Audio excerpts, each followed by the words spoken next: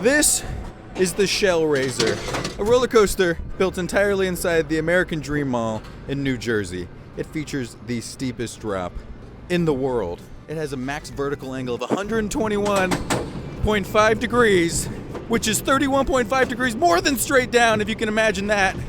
Oh boy, it features 7 inversions, a max speed of over 60 miles per hour in less than 2 seconds. You know what, I gotta go, we're about to drop. Hi, I'm Justin Dodd, and this is The History of Fun, an exploration of the origins of humans having a good time.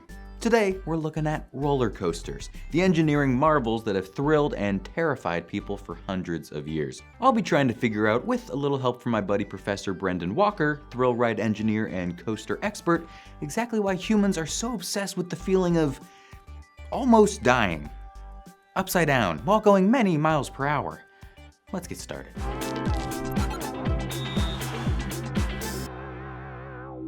The first rides to really resemble roller coasters in any way originated in the mountains of Russia.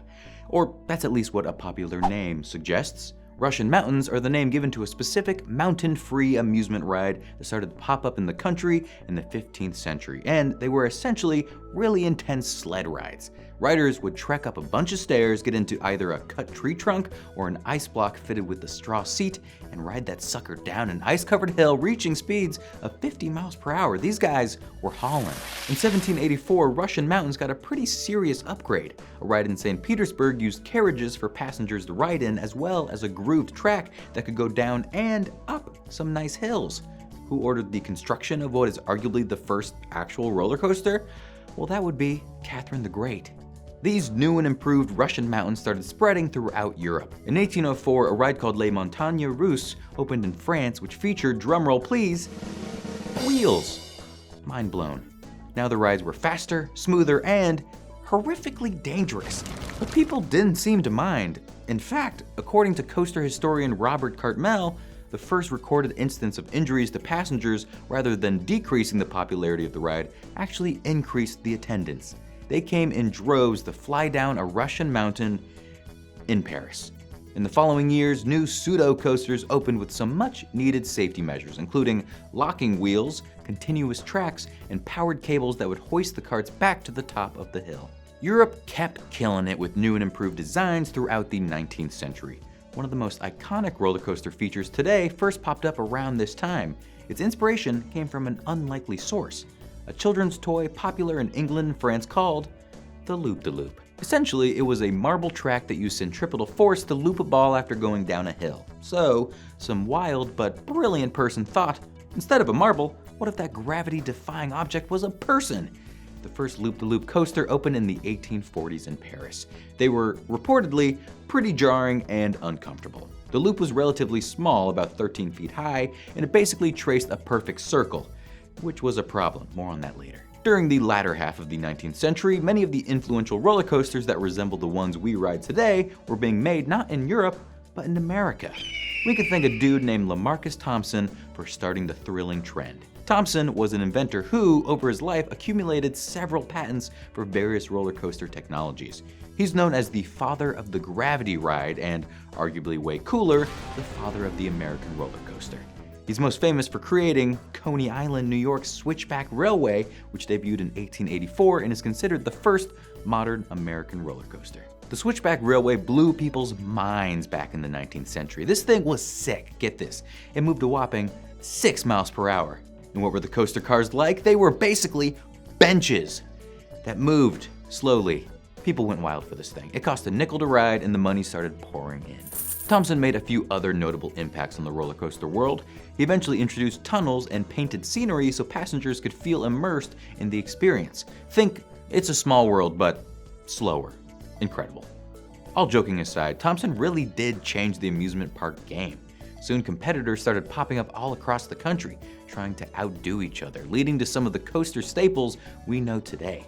The world of thrill seekers undoubtedly owes a debt to the father of the American roller coaster.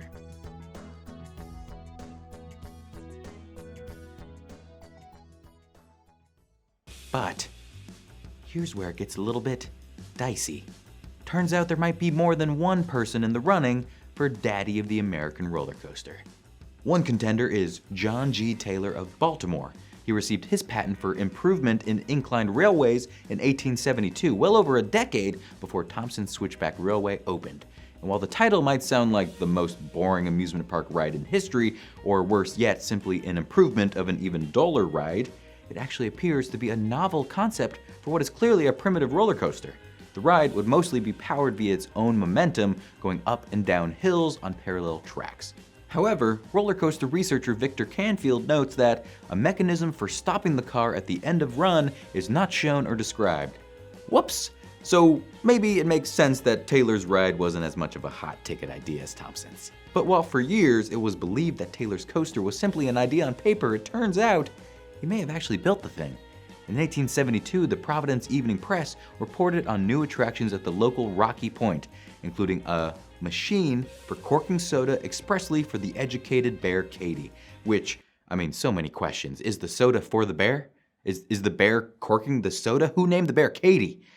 But anyway, later on they describe a machine that is clearly related to Taylor's patent and say, one of these railways was run at Holly Grove in Baltimore last summer by Mr. J.G. Taylor, the patentee, and over 100,000 people rode on it, and that a company bought the rights to bring it to Rhode Island.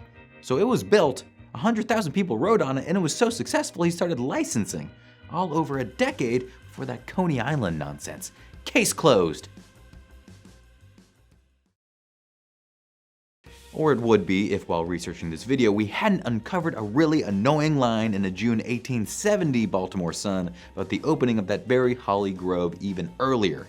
Among the new amusements for the multitude is an inclined railway patented by Mr. Eastman, and then a description of a seemingly identical ride to Taylor's. This thing even had check rooms under the ride, reminiscent of modern-day lockers at theme parks in case the thrills made you lose your pocket watch and monocle, I'm assuming. So far, we've been unable to positively identify Mr. Eastman. We have a guess, but none of our guesses' patents seem to match the ride. But then, it gets more interesting. The very next year, the Baltimore Sun's report of Holly Grove's opening comments that people were particularly interested by the considerably improved inclined railway of J.G. Taylor. Taylor definitely built something, but how much it built on this mysterious Mr. Eastman is a possibly open question for future research. But this still definitely, firmly predates Thompson. And now, with an asterisk, it's surely case closed. But wait! What about the Mouse Chunk Switchback Railway in Pennsylvania? Mining entrepreneur Josiah White built the track in 1827 as a method to haul coal from Summit Hill to the Lehigh River landing. It was a roughly 9-mile speedy downhill trek. Transporting coal was a pretty lucrative business, but why let the coal car sit idle in the late afternoon after the miners go home? For 50 cents a ride, passengers could hop on the cars and fly down the mountain, living out every kid's fantasy of being a piece of freshly mined coal. The attraction became so popular that White continued to improve upon its design for better and safer rides. Well, actually better coal transportation, but it had the same effect. He even introduced a ratchet rail system that prevented the cars from rolling backward, which not only added a much needed safety measure, but arguably more importantly, added the clanking sound that would forever be associated with an ascending roller coaster. The Mouse Chunk Switchback Railway may not technically be a roller coaster by modern definitions, but it definitely introduced many people to the concept of a thrilling, track-based ride. It hurled people down that mountain until its closure in 1933. So, in conclusion, I don't really know. It's kind of just up to your own interpretation. Is a rideable minecart a roller coaster? Kinda. Does having the first patent for a pseudo coaster make you the true heir to the roller coaster throne? Maybe. Does being the guy with the longest Wikipedia page of the lot make you the one people will point to through history? Probably. Roller coasters really started to take off at the turn of the century. The first great North American coaster, featuring a loop, was built at Sea Lion Park in Conney Island near the start of the 20th century. Designer Lena Beecher called it the Flip Flap Railway. Probably could have workshopped that one a bit. Before humans were allowed on, it was supposedly tested first with sandbags and then with monkeys. A natural progression. Once it was determined the G-forces weren't going to blow people's brains out of their ears, human riders got to hop on board. But, similar to its European counterparts, it was uncomfortable and super dangerous. A circle loop just doesn't work that well in large-scale designs. The rapid upward climb creates too much centripetal force, and the g-forces were dangerously high. Then at the top, the coaster would slow down too much and people could fall out. Not ideal. That's why people eventually preferred Edwin Prescott's Loop-the-Loop, which opened in Conney Island in 1901. Its design featured a softer, oval-shaped design, like the ones you usually see today. The teardrop shape allows the g-forces to be spread out, as well as allowing the designers to control the speed a bit better. The Loop-the-Loop was very popular, although it only stayed open for a few years. One of the most famous roller coasters in history opened in 1927, the Cyclone, Coney Island's most successful coaster to date. Its influence and fame spread far and wide for being a thrilling, elaborate, and most of all, fun ride. Some fun facts about the Cyclone. According to Coney Island legend, aviator Charles Lindbergh rode in it in 1929. He said it was greater than flying an airplane at top speed. Another notable rider who screamed their way down the Cyclone, Emilio Franco, a West Virginia coal miner who had lost the ability to speak several years earlier. So let me reiterate, Emilio Franco, who had been reportedly unable to vocalize sound for 6 years, screamed while going down the first drop of the Cyclone. In 1975, a man named Michael Boodley set a record by riding the Cyclone 1,001 times over a 45-hour period. I can't even fathom what would inspire someone to do such a thing. But 19-year-old Richard Rodriguez might. He broke the record by riding the Cyclone consecutively for 104 hours, stopping only for bathroom breaks reportedly. Another record holder is Howie Lipstein, who in 2009 was honored at Luna Park for having ridden the Cyclone at least once a year for 50 consecutive years. But it wasn't all smooth sailing from the Cyclone to Millennium Force or the Lightning Rod. In the 40 years after the Cyclone was built, the coaster fad started to decline. More than 2,000 amusement parks went out of business and hardly anyone was making new roller coasters. Even with diminished demand, the low coaster supply caused issues. There are reports of the few remaining coasters having consistent wait times of up to 5 hours. People got upset and unruly, and fights would often break out in line. There were even a couple murders. I mean, waiting in line for a ride is not my ideal way to spend an afternoon, but yikes, guys. Think of all the lives FastPass could have saved. All the mayhem led to, predictably, bad publicity. More rides and parks closed. But eventually, things started to turn around. Disneyland opened the Matterhorn in 1959. It is usually cited as the first tubular steel coaster, though modern researchers have pointed to some potential European predecessors, but I can't get back on a Thompson-Taylor-Eastman tear. Anyone who's ridden a wooden roller coaster knows that, while usually pretty fun, they can be a bit jarring in the butt area. Steel coasters that use tubular steel rails and nylon wheels are dramatically smoother. Steel coasters reignited people's passion for new, inventive rides. The first Six Flags opened soon after in Texas, but coasters had a watershed moment in 1972 when Kings Island opened in Ohio. Historians point this out as the beginning of a specific phenomenon: coaster fanatics who would travel to many different roller coasters and theme parks in a concentrated time, seeking consistent thrills. Now, riding roller coasters could become a regular hobby, not just a once-a-year treat. Rode all the rides at Kings Island? Pfft, just head over to Cedar Point, ride the Maverick. Coasters became bigger, faster, and more thrilling. The 70s and 80s gave us the modern suspended roller coaster, you know, where the cars hang below the track, and the first standing coaster, you know, where you stand. The Moonsault Scramble opened in Japan in 1983 and was the first to top 200 feet. Coasters broke 100 miles per hour in 1997 with the Tower of Terror in Australia's Dreamworld. Cut to today. We now have rides like King de Ka, which is the tallest coaster in the world at 456 feet high. It exceeds 120 miles per hour in under 4 seconds from launch. The Ka utilizes a hydraulic launch to reach these speeds, a technology in a completely different universe from rides of 100 years ago. This takes thrill-seeking to a whole new level. I mean, you're basically hurtling toward heaven for 50 terrifying, amazing seconds. So, for nearly 600 years, humans have been trying their darndest to go higher and faster to experience a very specific kind of fun: thrill. I'm Professor Brendan Walker. I'm known as the world's only thrill engineer, but I hope there are going to be many more to come. I worked for military aircraft. I then retrained in industrial design and then interaction design. And people just kept on asking me to make bigger and bigger installations for museums and things. And I was going, hang on, I think people can ride these things. I was also looking at it from a psychology perspective as well, sort of objective side of engineering, and the very sort of subjective side of thrill and all that delight and euphoria and arousal and excitement and all those kinds of things. Why do you think that so many humans are attracted to experiencing thrill or fear in sort of a controlled setting?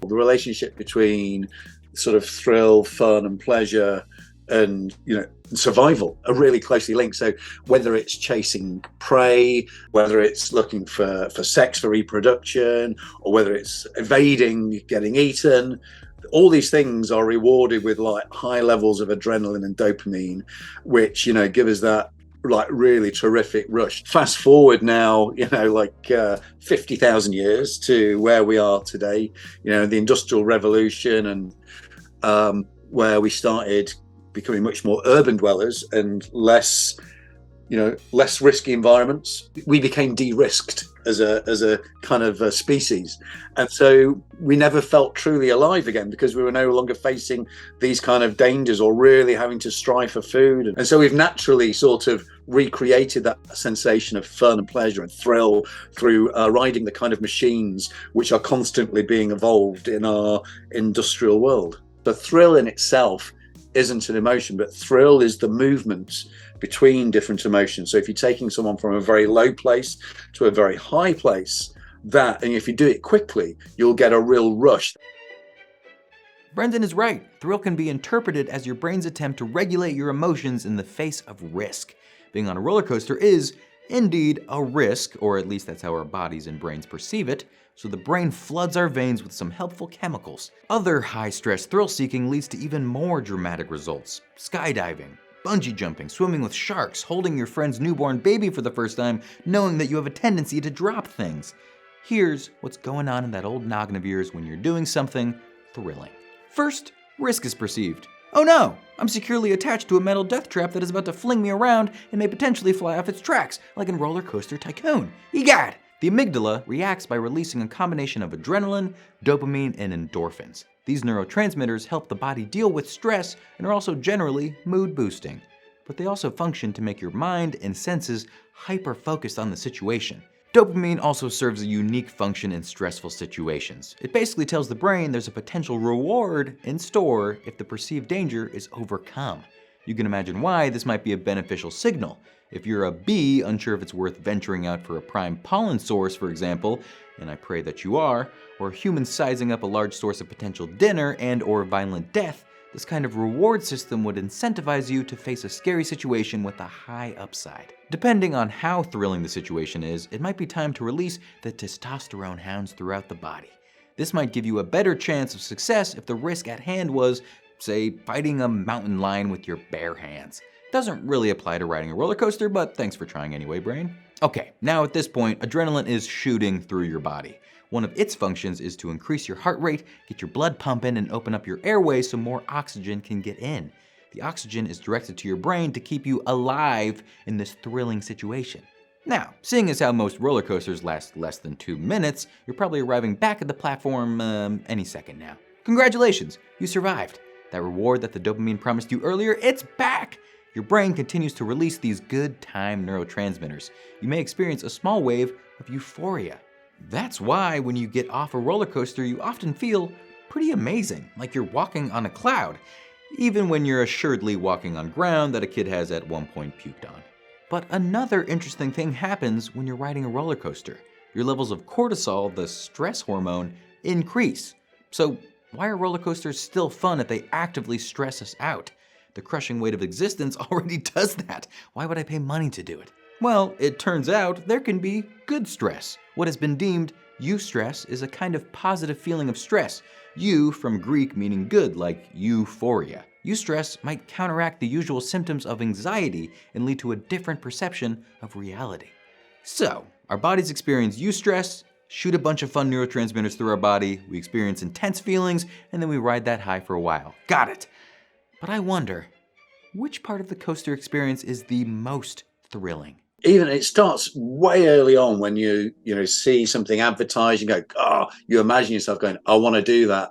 Then you buy the ticket, you're going, I'm really going to go and do that. So all these little moments can be designed, and then you get to the queue line and you can see people. So a lot of queue lines are really well designed. So you got the ride hurtling past you with several tons of people screaming, you're going, oh my god. And then when you get on the ride and you actually get locked in, what our studies showed, because we were using physiological monitoring, so looking at people's heart rate and sweat levels and looking at pupil dilation and other traits, we found that the actual worst bits, when I say the worst bits, as in probably the best design bits of the ride after that, only reached about 80% of the levels of arousal of that. The culmination really was being locked in. Let's say you were talking to like an amateur thrill engineer who was interested in what you do. What is like the smallest piece of advice you could offer them? I usually start out with playground ride equipment. So we start basic. They all want to do something really crazy. The piece of advice I say to them, I'm saying, who's sat next to them? Who's watching them? You can go on the best roller coaster ever, but if you're riding it by yourself and not with your friends, it becomes a really flat experience. These kind of emotions, fun and play, we need to do with other people. We are animals. It's all about communicating and interacting with other people. So the best thing to say is, to improve any ride experience, consider who you're performing to and who you're performing with. Riding roller coasters and doing exciting, scary things are more fun when you do it with other people. Heck, that's part of the reason that we have those on-ride cameras that snap a photo of you and your friends as you fly along the track. Those cameras, by the way, were first introduced on log flume rides in the 80s. A study done by researchers at the University of South Carolina explored the concept of group mentality when it came to something as thrilling and scary as skydiving. Here's what they found. For many skydiving initiates, interpersonal influence had its greatest effect in group situations, as several respondents first jumped with friends or with the college skydiving club.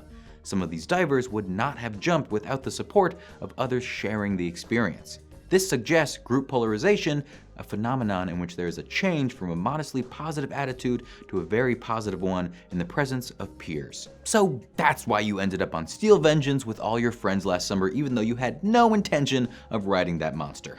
It's a shared experience, one that afterward you can all high-five and exclaim, "We did it!" and really mean it. It's just human. Do you remember your first memory of having fun? We used to live in an old quarry. I mean, it was in a valley, and it very often used to get flooded. My sense of fun as a kid was either getting stranded, as in isolated for days on end in the snow, or flooded. You can't get to the shops, you can't interact with people, but you might have your brothers and sisters there and you can play with them.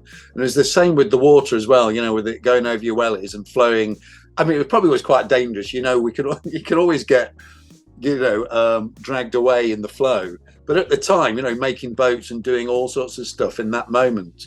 So I think it was like it was edgy, it was dangerous, but also you could play in it as well and sort of imagine. There it is again, an element of danger and fun. There's something innately awesome and exciting about being in vaguely dangerous situations. Kids recognize it, and so do old men like me. If you're pretty positive you're not actually gonna die, then a thrilling, dangerous experience is mostly just fun. Our brains try to rationalize this scary yet exciting moment, and we feel adrenaline and euphoria and fear, and it's awesome. But with new technologies like virtual reality, is there a world where we can replicate that feeling of thrill without the actual, close to deathness? I want to pick Brendan's brain one last time about the future of thrill rides before we wrap up. We sort of reached the limits of where roller coasters can go. There's so many nice effects. We're still getting the highest, the fastest, the most drops, but they're all starting to become more marketing tools rather than genuine advancements, really, in the world of fun and thrill. So now I'm thinking, well, theatre and virtual reality and visual illusion, I think they're the areas where we're going to continue to have fun and to continue to push the boundaries of exploring it.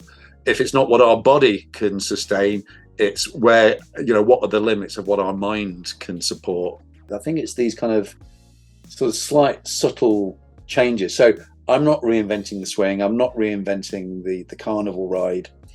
But just by feeding people different visual information, we can really help them to take their worlds to completely different places. And so it becomes a storytelling tool. And that's, for me, I think, where I'm starting to, unlock, those 3 minutes that we have somebody's attention. It isn't just because I want to throw them around and, make them feel like they've had a beautiful physical experience, but we can also, it's a great time to immerse them in new worlds and feed them other information and ideas and make it a much richer theatrical production. And so that's kind of what's exciting me at Studio Go-Go. So here we are. Humans recognized their need for speed 600 years ago and never stopped chasing. We started with sled rides down icy mountains, moved to monkeys doing loop-de-loops, and ended up in virtual reality. I don't know about you, but I'm pretty excited to see what other completely absurd and amazing things humans cook up next. I'll make sure to be first in line. Don't forget to give your sunglasses to your mom to hold on to, check the secureness of your lap bar, and put both hands way above your head for that first drop. Thanks for watching, and I'll see you next time.